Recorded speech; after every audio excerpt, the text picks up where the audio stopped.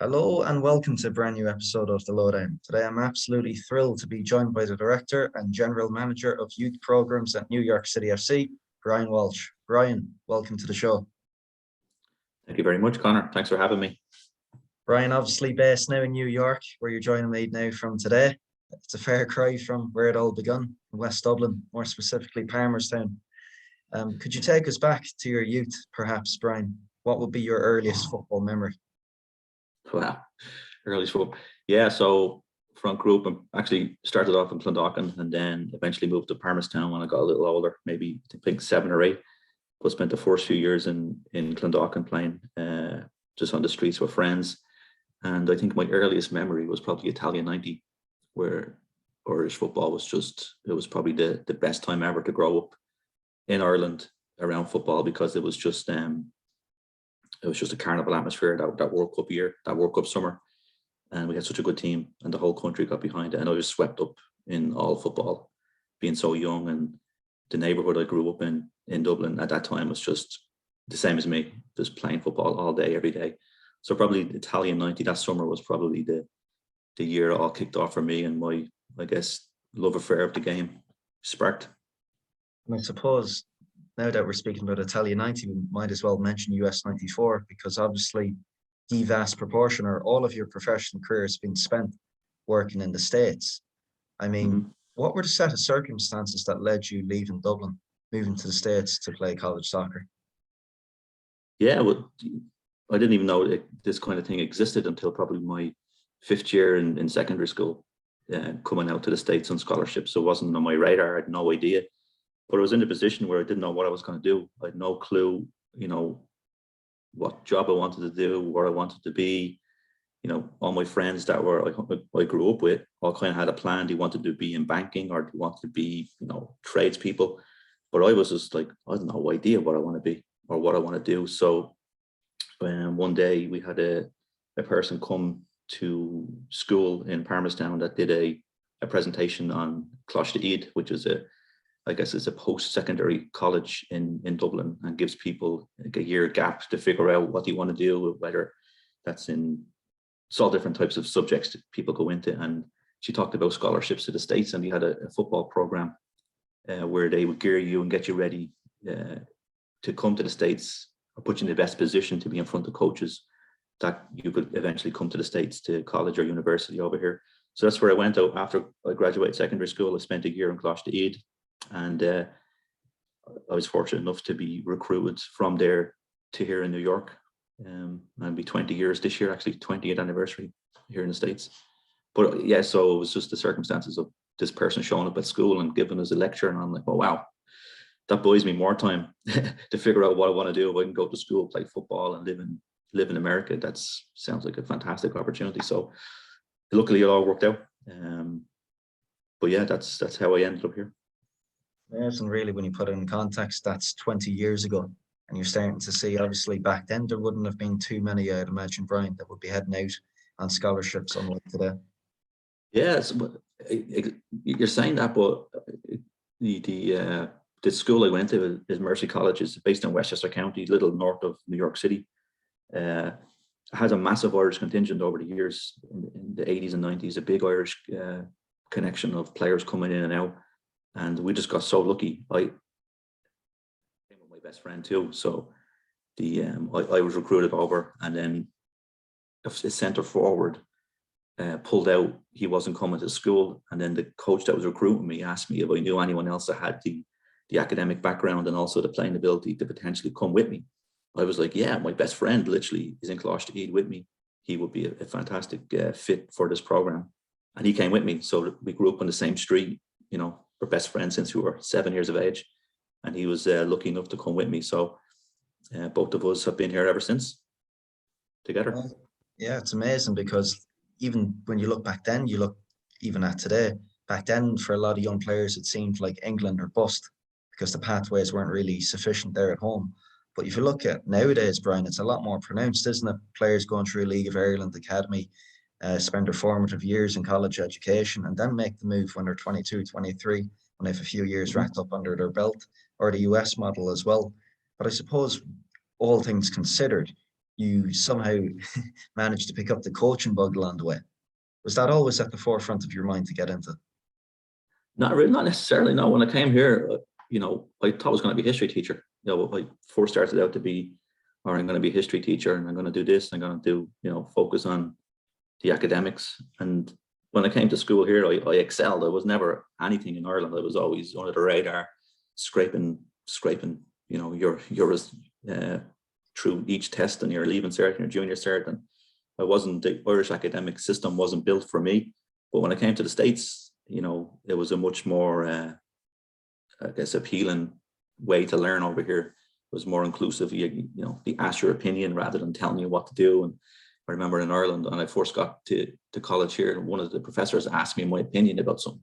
That never happened to me. Like in Ireland, the teacher never asked me anything. So I excelled. I just bought into it right away. And I always thought I was going to go into the teaching world myself. I was going to be a history teacher. And then I shifted a little bit.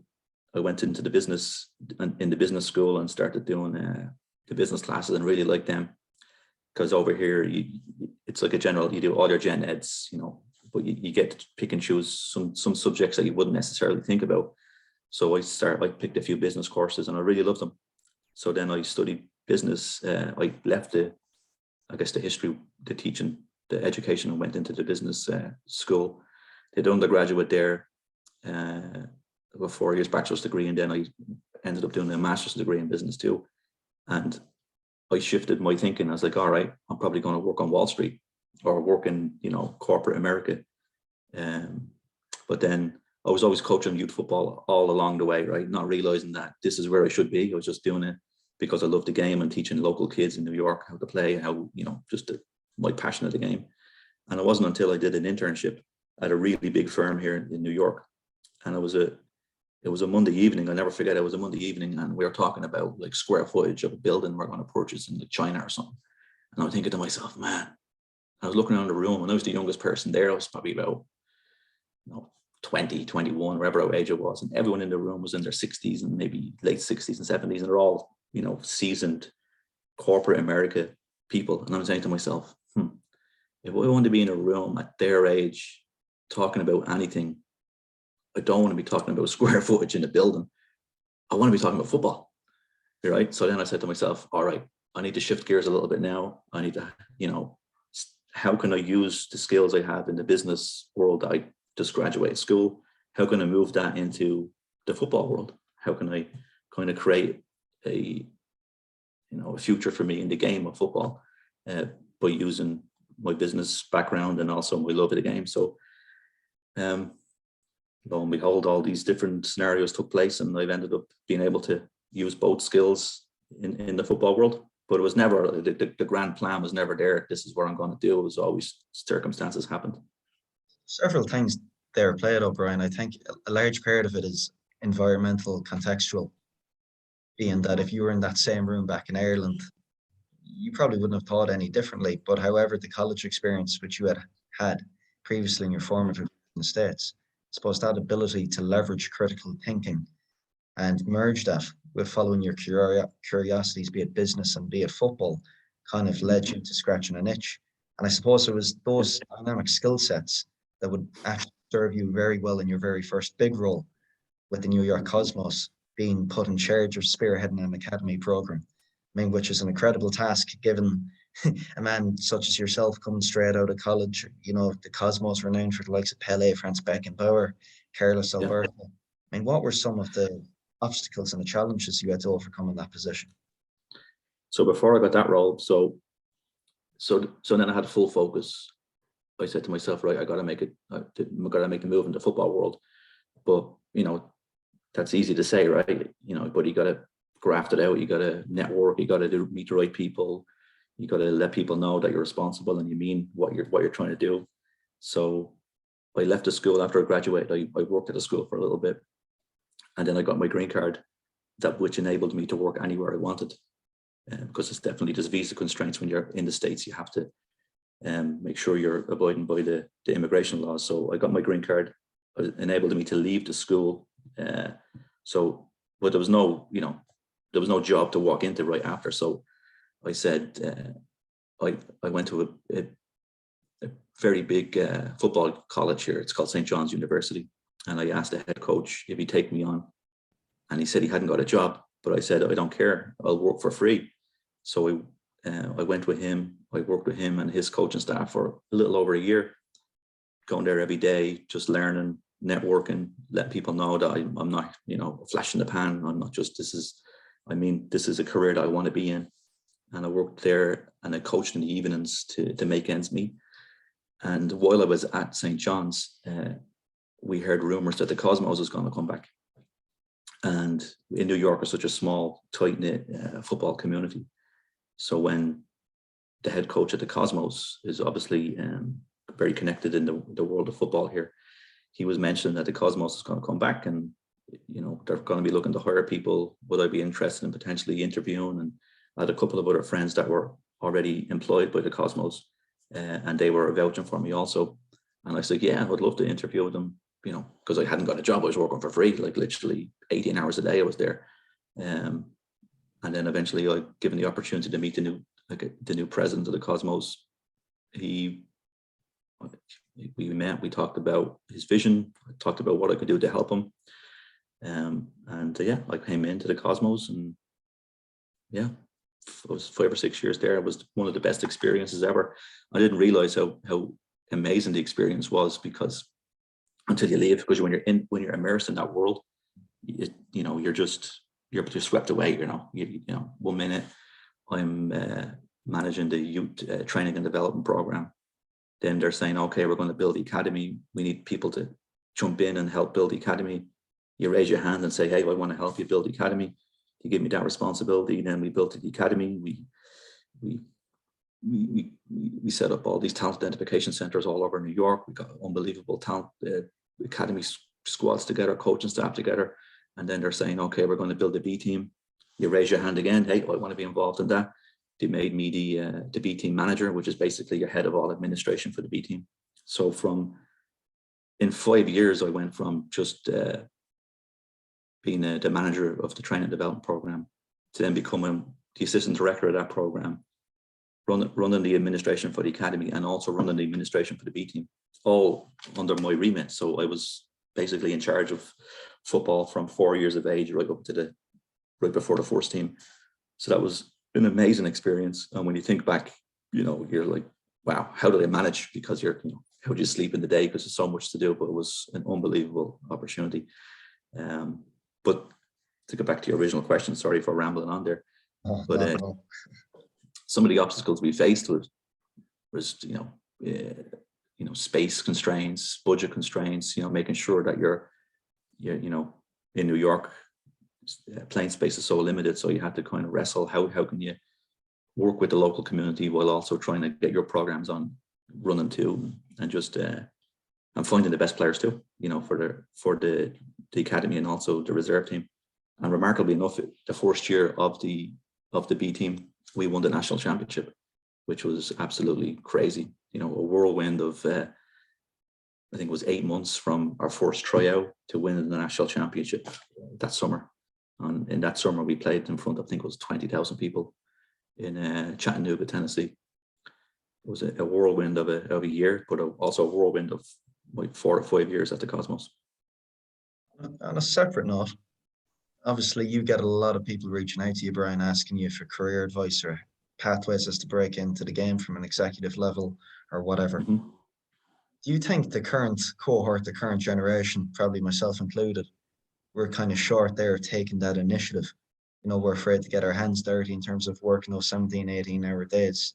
I mean, I haven't heard of too many people, to be honest, in a pro or semi-pro scene willing to, work for free, put their hands up, get involved in A, B, and C, and then try go to work and make ends meet in the evening.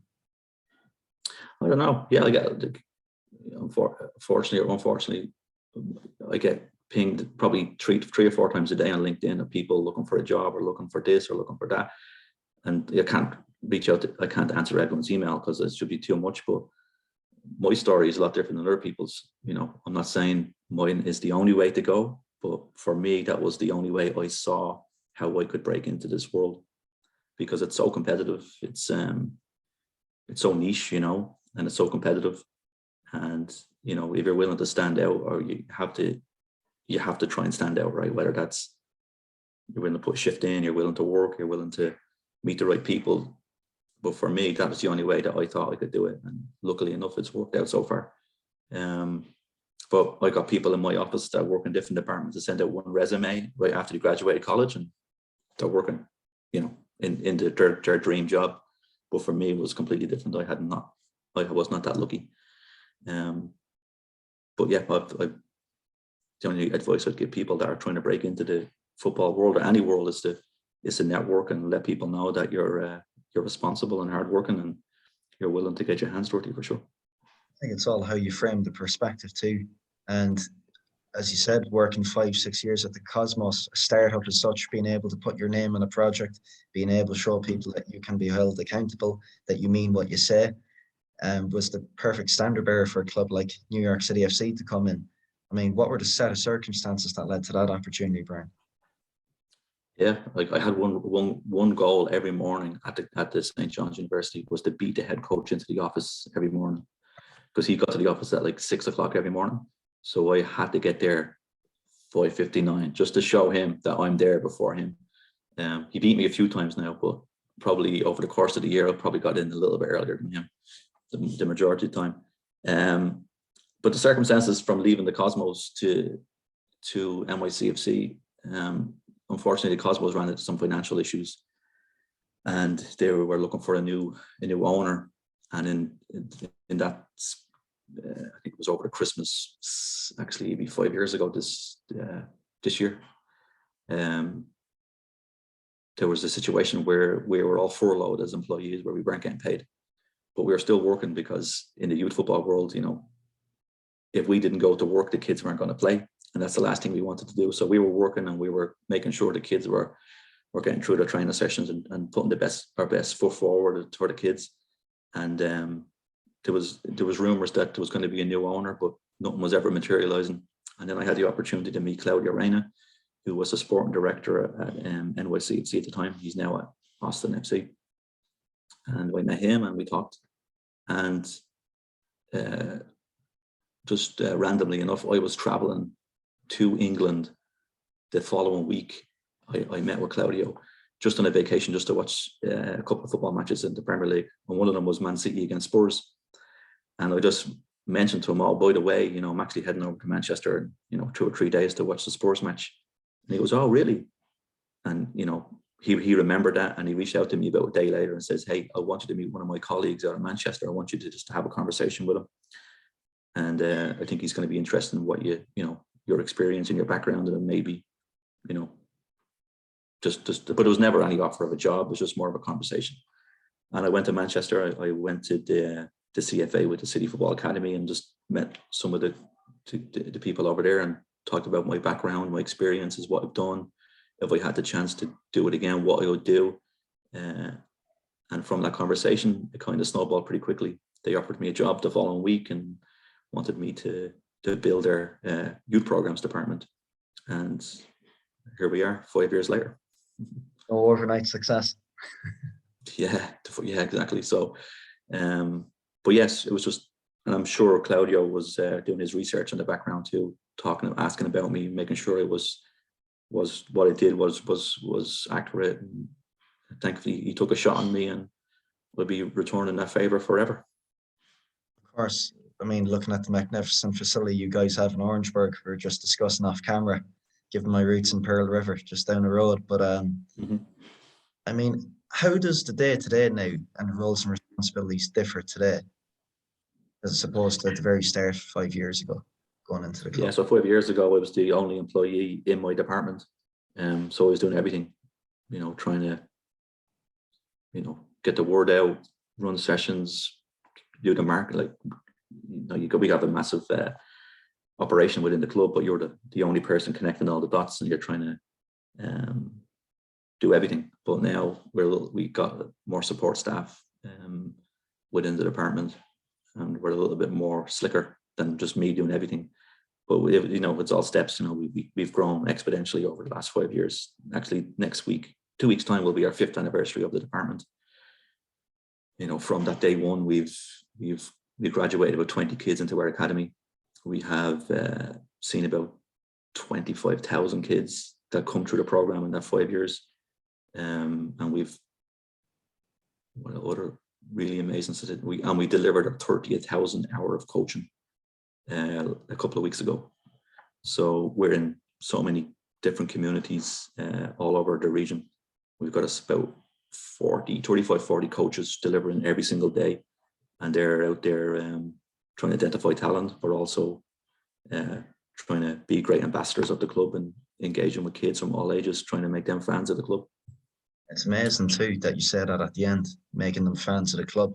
Because what I'm starting to see now, not only in North America but in Europe too, is clubs are they're having a broader focus now on what it means to be a youth player. Not even a youth player, a young fan within an academy, within a club.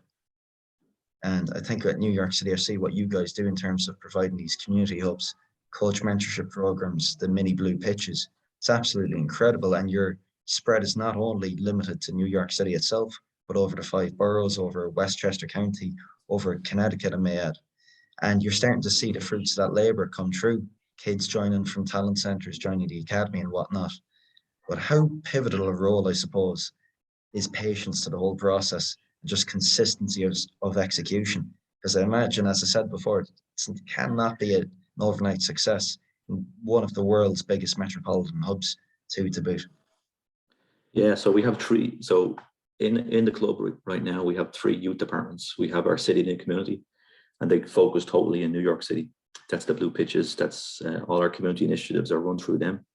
We have the youth programs department, which is a little bit more spread out than New York City. We have New York City programs, but we also in the suburbs and in Connecticut.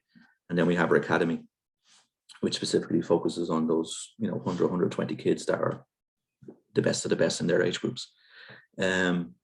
So in my department, which is the youth programs department, and I try and be a conduit between both of those other departments, try and be someone who can give advice or share resources or work together to make things more efficient, because it's, as you said, it's such a massive population here, and we're always trying to do our best with sharing coaches or making sure we're on the same page. But yeah, it's the patience is key, right? And the first thing I tell my coaches is you have to be a good ambassador of the club. You need to let these kids know that you are a representative of NYCFC, and they will become fans of you and the families will become fans of you if you're delivering, if you're professional, and because they're going to see you as a role model. So with those 35, 40 coaches that are out there every single day, they're creating that momentum of fandom, and those kids will come to our matches. They will buy the jerseys, or they want to play for us, or whatever that is. But that's the main thing, is making those kids fans, because they may not be, if they're 5 or 6 right now, they may not develop into the player they're supposed to develop maybe for 2, 3, 4, or 5 years from now. So as long as we know who they are and we've seen them, we can engage with those families and be patient, and making sure we're covering as much as the metro area as we can. It's absolutely monumental. And one thing of note, which I'm very interested to see in the flesh, is the mini blue pitches. I'm not sure if you're familiar, there was a graphic going around on Twitter a few weeks ago. Brian, there was an inverse relationship in several of the big European cities between the number of professional players produced per 1,000 with the ones that had the lowest number of green pitches. And at the top was Paris and London.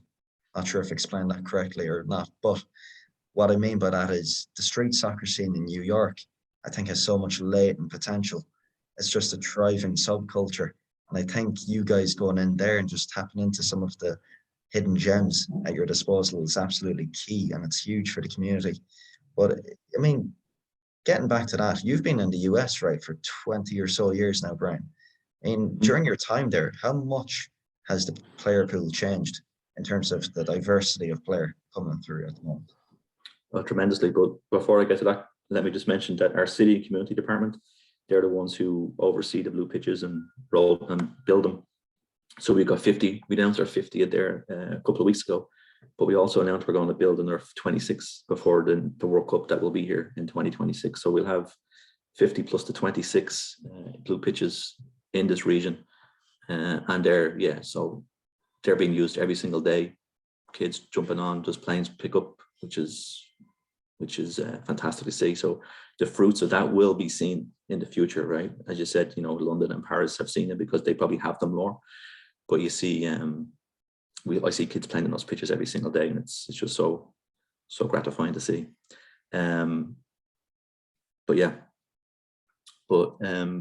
When I first got here 20 years ago, the coverage of the Premier League and the coverage of football wasn't there, right? So when I got here, you may see a player wearing, a Man United jersey or a Liverpool jersey or in some sort of national team jersey.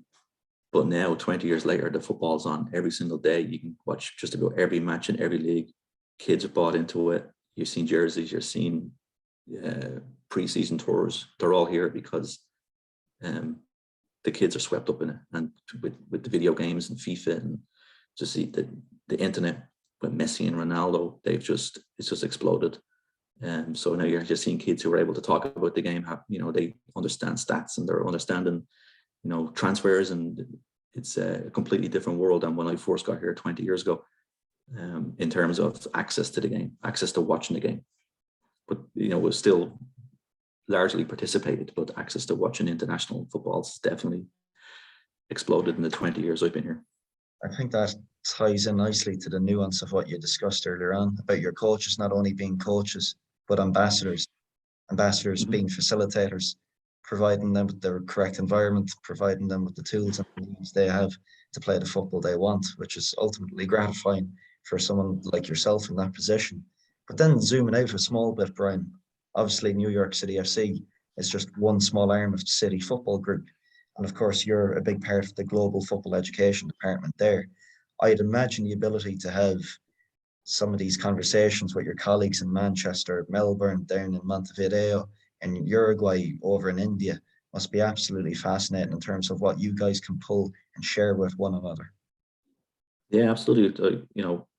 We've got the football education department is a global department. New York is just one of the many hubs we have around the world, and we speak regularly. Once a week I speak with the Manchester City guys. 2 days ago I was speaking with my counterpart in Uruguay. But yeah, we share knowledge, we share resources, best practices, it's always reassuring to know that someone else, excuse me, is just a phone call away that's dealing with the same headaches and the same situations and opportunities that you have elsewhere, that you're, I guess, part of the same family. But yeah, it's been a unique working environment for sure. I suppose it's a testament to the entire organization, Brian, and to your own club itself, that not only all this investment in youth development programs, which is obviously huge, and it's been going on for the past 7 or 8 years, New York City FC's role within the community, but it's also nice to win in the present. And therefore, I suppose, how pivotal a milestone was that recent championship win for the club before Christmas? Seeing some of the videos, seeing the town mayor, Bill de Blasio, getting involved even. Absolutely incredible. Yeah, it was great to be swept up in that for sure. It was amazing to be part of. I think it was the first championship a professional New York team has won in, I think, a decade. And we got, obviously, some of the biggest sports clubs are here in baseball and basketball and hockey. And we were the first ones to win a major championship. But yeah, it was amazing. And not only that, it was won by a team that was made up of a couple of our academy players. But yeah, it was just fantastic. I think I had zero work involved in me winning that championship, but definitely I enjoyed that championship as much as anyone within the club. But yeah, it was so cool to be part of. And I'm so excited for the kids in all the community programs and in our programs that will get to see the trophy, because we'll be able to bring that trophy to many of the events over the next 12 months. And obviously it's going to be a huge legacy milestone going forward for not only the kids in the academy, but people like yourself who've been working astoundingly and so hard behind the scenes. But when it's all said and done, Brian, I mean, where do you guys see the future of the youth development program within your organization over the coming 5 to 10 years? Yeah, so as I mentioned, my department is 5 years old right now. I see us keep growing year over year. I'm always hesitant to put a percentage growth every year, because a big part of our growth is based on the quality of the person or coach that we bring in, because we want to make sure that wherever coach we bring in is able to deliver the training sessions to the level that we want them to deliver. So we don't want to put someone in a tracksuit, just throw them out there, because that's not going to be good for the club or good for the kid that's there to try and be developed. So as long as we can grow our coaching pipeline and keep them engaged and educated, and then our department will grow. So we went from zero kids in our program 5 years ago, and in that 5 years we've seen 25,000 kids. So I can't tell you where we're going to be in the next 5 years, but it's going to be we're going to continue to grow, but we've just got to grow steadily and make sure that we're delivering the programs and the coaching that at a standard that we stand by. I think it's absolutely excellent. And then when you have this Winter's World Cup 2026 upon the horizon, I think the health of youth soccer, youth football in the States is a lot healthier, but I think the trajectory is certainly upward over the coming years. I think it's a lot more sustainable than it was before. Coaching education starting to meet the athleticism and the raw talent pool you guys have there at the moment. And I think everyone's just looking forward to seeing the US kind of reawakening as a sleeping giant over the coming years. But as we draw to a close, Brian, just a few quick fire questions before we go. What's one thing you would take from the US to Ireland, and one thing you would bring from Ireland to the US in terms of youth development? Yeah, that's a good one. And again, I'm 20 years removed from Ireland, so whatever I say is probably happening or not happening right now. So you wouldn't know it by the accent. So when I grew up, it was we're always out there playing, right? We got friends after school. Sometimes I don't see that happening over here. So if they can bring that, and it's a lot different. The environment's different. The challenges, the territory's a lot larger. So, when you're in Ireland, you can just cross the road to your friend's house, or cross the street. Over here, it's a little different. Just the size of the states and the cities and what have you. But having that kind of pickup mentality, and we developed a program this year called the Free Football for All program, is to try and give kids that opportunity to understand that they don't need all the fancy coaches out there for them to play. All they needed was the opportunity to give them the tools to understand that all you need is a ball, really, to play with your friends. So we rolled that out this year, and we've seen almost 2,000 kids participate in that program. So hopefully we gave them the initiative and the tools and the knowledge to say, what, we don't need to wait for a training session twice a week to play football. We can play anytime. And once the kid left that program, we gave them a football too. So there's no excuse now. You have your ball. We were given the knowledge of how to set up your mini pitches and put your jumpers down and just play football. So I'd love to grow that aspect all over New York. Is giving kids the chances to play the game. Just play. And what I'd bring from here over to Ireland. It's a good question. I don't know. It was done correctly. And again, I'm 20 years removed from Ireland, but if it's done correctly, and I've seen it being done correctly, is having the parents be involved in the players or in your teams that you're coaching's development. Because the American parent is very engaged in their kids' extracurricular activities. But if you can get those parents on side and buy into what you're doing, they can be a huge benefit for the player when they're driving home after a match, or if they're at home and they're sitting and playing their PlayStation, whatever it is. That parent can definitely, the American parent is definitely more willing to understand what you're doing on the training pitch and try and reinforce that at home. And when I grew up in Ireland, the communication from my coach to my parents was probably zero, because there was no text messages 20 years ago, right? There was no emails, there was no videos to share. And again, this is probably happening now in Ireland. I'm not living there, but the parents that we have in our programs, our youth programs, are definitely engaged in what we're trying to do, and they're definitely reinforcing that at home. And once you have to buy in, and you may not be winning games, right? But if the parents are seeing what you're trying to do and you're communicating with the parent, they're probably willing to be more patient, and the wins will definitely come. But having that buy-in from the parents has always been helpful for me here in some of the roles that I've had. Yeah, and as you elaborated upon before, Brian, it's never just about the football, is it? I think it's testament about that big holistic picture. Not only So we always tell kids in our programs, there's non-negotiables in everything, right? In life and in training, you got to come on time. You got to greet your teammates, say hello, goodbye, wear the right equipment. Being a good person on the field is going to make you a good person off the field. And if you're not a good person off the field, there's a good chance you're not going to be a good teammate on the field, right? So you have responsibilities, to get into training, making sure you've got the right equipment. You got school responsibilities. So the holistic, absolutely. It's not just your technical ability on the ball. It's your whole person, right? You got to make sure that you're a good person on and off the pitch. That's what's going to make you a good teammate, right? So we're always reinforcing those concepts to kids that are within our programs. And then finally, to close, Brian, I suppose for anyone out there listening to this that may feel a small bit inspired by your own journey and wish to embark on something similar, what advice would you have for them? You bet on yourself, right? If I bet on myself, and it kind of worked out, I guess, up until this point. But as long as you bet on yourself, you got a plan in place. You talk to people, you let people know what your plan is. Because anyone who would listen to me or who I talked to in the football world when I was trying to figure out everything, they knew exactly I wanted to be in the football world, right?